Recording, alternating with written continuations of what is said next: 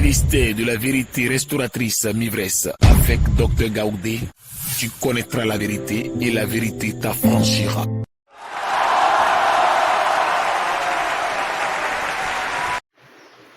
Amen. On va retourner dans la Bible encore. Dans le livre de Romains. Prenons le livre de Romains. Et nous allons continuer. Nous prenons le livre de Romains. Allons dans le livre de Romains. Dans le livre de Romains, nous allons trouver Romains 12, verset 2, que nous dit la parole de Dieu. Romains 12, verset 2. Et la parole de Dieu nous dit. Romains 12, verset 2. Ne vous conformez pas au siècle présent. Ne vous conformez pas au siècle présent.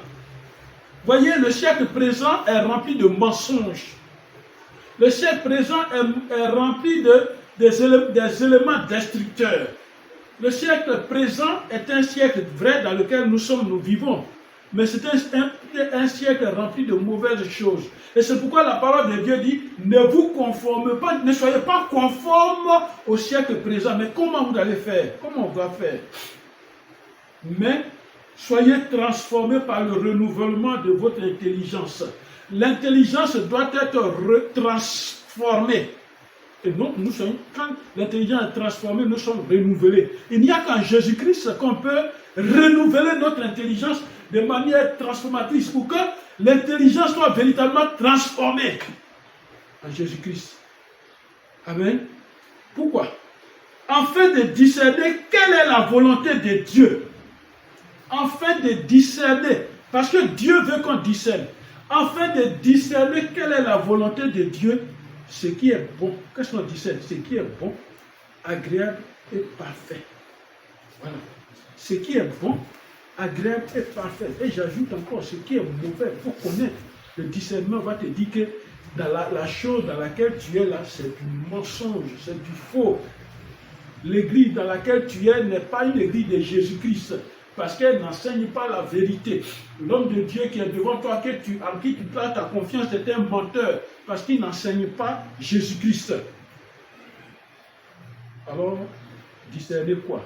La volonté de Dieu. Ce qui est bon, agréable et parfait. Amen. Toi qui es, où sera un responsable dans ce monde? Tu m'écoutes? Tu es ou tu seras un responsable dans ce monde? Alors écoute la parole d'aujourd'hui. Écoute cette parole. 1 Corinthiens 3. Alors dans le livre de 1 Corinthiens. Que nous dit la Bible? 1 Corinthiens 3. Alors dans 1 Corinthiens 3. Amen. 1 Corinthiens 3, verset 9. La parole de Dieu nous dit. 1 Corinthiens 3, verset 9. Car nous sommes ouvriers avec Dieu. 1 Corinthiens 3, verset 9, la parole de Dieu nous dit, car nous sommes ouvriers avec Dieu, vous êtes le champ de Dieu, vous êtes le champ de Dieu, l'édifice de Dieu. Nous sommes ouvriers avec Dieu, nous sommes le champ de Dieu, nous sommes l'édifice de Dieu. Il faut apprendre à discerner le bien et le mal. Amen.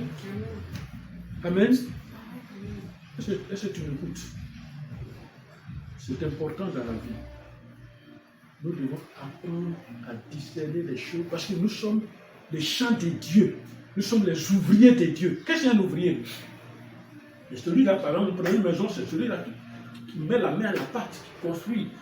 Il ne peut pas prendre une brique cassée, n'importe comment, brique tordue pour construire une maison. Ce que tu prends, il faut discerner. Ce que tu dis, il faut discerner. Amen.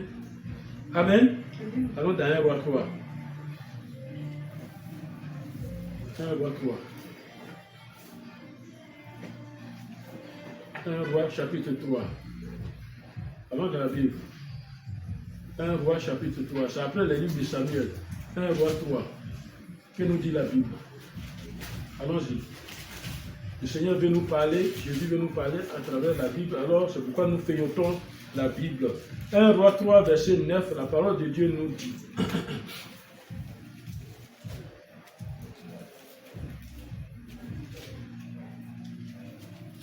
1 Roi 3, verset 9. Que nous dit la parole de Dieu? 1 Roi 3, Verset 9. Accorde donc à ton serviteur Accorde donc à ton serviteur, un cœur intelligent accorde à ton serviteur un cœur intelligent. Pourquoi? pour juger ton peuple, Pour juger ton peuple, pour discerner le bien du pour, mal. pour discerner le bien du mal. Mhm. Car tu pourrais juger ton peuple, ce peuple si nombreux. Voilà. Alors, qu'est-ce qu'il dit? Il dit, accorde l'intelligence à mon cœur. Accorde donc à ton serviteur un cœur intelligent.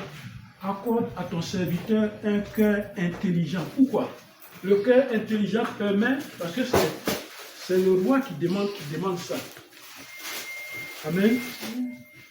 Le cœur intelligent, il dit, accorde à ton serviteur un cœur intelligent. Un roi, c'est 1 roi 3, verset 9. Je vais le lire. Accorde donc à ton serviteur un cœur intelligent pour juger ton peuple. Pour juger ton peuple, Pour discerner le bien du mal. pour discerner le bien du mal, Car tu pourrais juger ton peuple, ce peuple si nombreux. voilà. Amen. Voilà un roi, il s'appelle le roi Salomon. Il demande la sagesse à Dieu. Et quand il est devenu roi, voilà comment on discerne. Parce qu'il est roi, alors donc il décide comme il veut. Non, Dieu ne décide pas comme on veut comme ça. Les situations qui se présentent, il faut discerner. Amen. Voilà. Alors voilà 2 femmes. Chacune a accouché, elle a fait un enfant. Et elles sont couchées la nuit, elles dorment ensemble. Et puis une a dormi mal, elle est couchée sur son enfant est mort. Amen. Et elle se lève avant l'autre, qui a l'enfant qui vit, elle se lève vite, elle voit que son enfant est mort, elle cache l'enfant qui est mort, et puis elle prend l'enfant qui est vivant, elle dit c'est lui qui est son enfant. L'autre femme se réveille, elle ne voit pas son enfant. Plutôt elle voit à la place un enfant mort. Puis non, ça c'est pas mon enfant. Puis c'est pas là entre les 2 femmes. C'est mon enfant, c'est pas mon enfant. L'enfant vivant là, c'est mon enfant, c'est pas mon enfant. Ils sont partis voir le roi Salomon. Pour dire au roi, voilà le problème. 2 femmes disputent un enfant. Qu'est-ce que Salomon va faire? C'est pourquoi le thème d'aujourd'hui est très important, le discernement. Qu'est-ce que le roi Salomon va faire?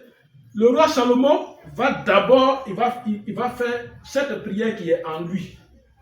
C'est ce que nous avons lu dans 1 roi 3, verset 9. Le roi Salomon va dire, il parle à Dieu. Voilà une situation qui se présente à moi. Accorde donc à ton serviteur, accorde-moi un cœur intelligent. Donne-moi l'intelligence devant cette situation. Amen. Pourquoi il demande? Il dit pour juger ton peuple. Pour discerner le bien du mal. C'est-à-dire, il faut que je sache ce qui est bien, ce qui est mal. Quand je vais dire, c'est ça là qui est bon, il faut que ce soit vrai, ce soit bon, tout le monde aime ça. Le discerner le bien du mal. Ce qui pourrait juger ton peuple, ce peuple si nombreux. Amen. Et qu'est-ce que Salomon a fait dans cette histoire? Qu'est-ce que Salomon a fait? Salomon a dit à celui qui a une hache, qui peut diviser un enfant un coup comme ça. Il dit, envoyez-moi une épée. Il dit, mettez l'enfant, couchez l'enfant devant tout le monde. Il a dit au bourreau, coupe cet enfant-là en 2. Comme les 2 femmes la font par là, coupe cet enfant en 2. Quand le bourreau a soulevé l'épée nette, il y a une femme qui a dit, prends l'enfant pour ne pas le tuer, donne-lui l'enfant. Salomon dit, la femme qui n'a pas voulu que l'enfant meure, c'est elle qui est la mère de l'enfant, donnez-lui l'enfant. C'est tout ce que Salomon voulait. Il ne voulait pas tuer l'enfant, c'est tout ce qu'il voulait. Parce que la mère qui voulait voler l'enfant, si c'est pour elle, elle va dire tuer. Voilà le discernement, ça donne dans la vie de tous les jours. Ce n'est pas une affaire d'église seulement. Voilà ce que le discernement donne. On peut marcher avec des gens dans la vie. Les gens sont mauvais, ils sont bons.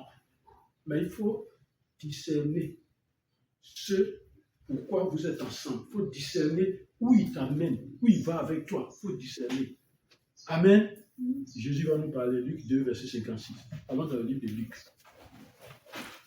Dans le livre de Luc. Luc chapitre 2. Luc 12, pardon. Verset 56, que dit la parole de Dieu. « 56. La parole de Dieu nous dit, hypocrite, c'est Jésus qui parle. Luc 12, verset 56, c'est Jésus qui parle. Il dit, hypocrite, vous savez discerner l'aspect de la terre et du ciel. Comment ne discernez-vous pas ce temps-ci? Qu'est-ce que Jésus voulait dire? Voyez, nos parents avant, quand ils regardent le ciel comme ça, nous on était petits, quand ils regardent le ciel, ils savent que ça, il va pleuvoir. Ou bien il ne va pas pleuvoir même. Même si c'est noir, ils disent qu'il ne va pas pleuvoir, il ne va pas pleuvoir. Ils regardent la terre, ils savent à quel moment ils vont faire leur culture. Et ce qu'on va planter qui va réussir. Sans avoir été à l'école. Et donc, ils avaient ces choses-là pour discerner les choses. Amen. Et Jésus pose la question, il dit, vous savez discerner le ciel et la terre. Mais pourquoi ces choses-là, vous ne savez pas discerner? Quand on est en Christ, on doit discerner par rapport à ce que la parole de Dieu dit. Amen. Qu'est-ce que la parole de Dieu dit dans ce qui se présente à moi? Amen. Le bien te rapproche de Dieu et le mal te met loin, hors de Christ.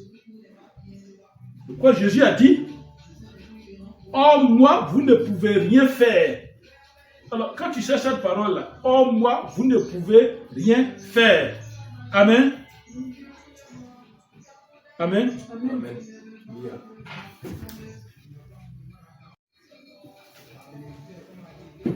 Il dit, hors moi, c'est Jésus qui parle, il dit, hors moi, vous ne pouvez rien faire. Quand tu crois, quand tu mets ta confiance en Jésus, tu crois vraiment en Jésus, tu vas savoir que sans Jésus, tu ne peux rien faire.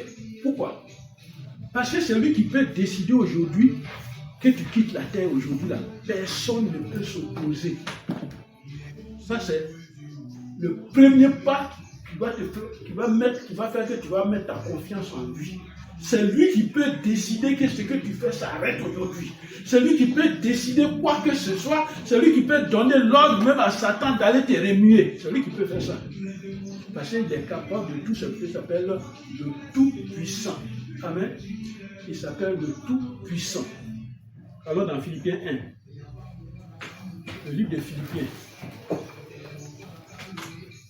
Philippiens 1. Philippiens 1, versets 9 à 10.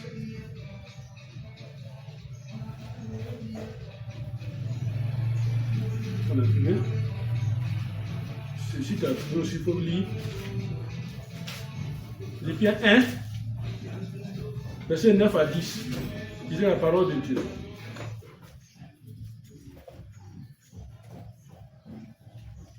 Mais là, tu n'as pas trouvé. Philippiens chapitre 1. C'est une manière d'apprendre à chercher dans la Bible. Voilà. Soit les chrétiens, si on ne lit jamais la Bible, c'est difficile de trouver les versets dans la Bible. Donc, ouvre ta Bible. Ouvre la Bible et puis tu cherches le livre qu'on appelle Philippiens. C'est écrit bien Philippiens. Philippiens, P-H. Philippiens 1, verset 9 à 10. La parole de Dieu dit. Parce que j'ai ça devant moi, je pouvais lire. Il dit, car Dieu m'est témoin. Amen. Philippiens 1, verset 9, 10. Verset 8, il dit, car Dieu m'est témoin. Mais verset 9 dit, et ce que je demande dans mes prières, c'est que votre amour augmente de plus en plus en connaissance et en intelligence. Pourquoi il dit ça? Que votre amour augmente de plus en plus en connaissance et en intelligence. Pourquoi? Deux mots, la connaissance et l'intelligence. La connaissance, c'est ce que nous sommes en train de faire, d'acquérir là. C'est ce que nous sommes en train de faire, chacun de nous, entend quelque chose qui ne vient pas de moi, qui vient de la Bible. C'est la connaissance. Quel genre de connaissance? Nous sommes dans un monde aussi rempli de connaissances. Il y a des connaissances négatives, c'est-à-dire un féticheur peut te dire, voilà comment on fait pour tuer l'homme, comment on fait pour casser la vie de ta camarade, de ton camarade. Voilà, comment c'est une connaissance qui te donne, mais elle est mauvaise. Voilà, donc il faut que l'intelligence nous pousse à connaître quelle est la vraie connaissance. Amen. L'intelligence et la connaissance pour faire quoi? Pour arriver où? Pour servir à quoi? Verset 9. Verset 10. Pour le discernement des choses les meilleures, afin que vous soyez purs et irréprochables pour le jour du Christ. Pour le discernement des choses meilleures. Il faut connaître les choses meilleures. Il faut savoir choisir les choses meilleures. Amen. Le discernement te permet donc de voir distinctement. D'entendre aussi distinctement. Pour ne pas confondre et te mettre sur le chemin du mal, sur le chemin de la destruction. Pour connaître les différences des choses. Amen. Ça te permet donc de connaître les différences des choses. Amen. Amen. Regardez l'histoire de Joseph. On va écouter l'histoire de Joseph.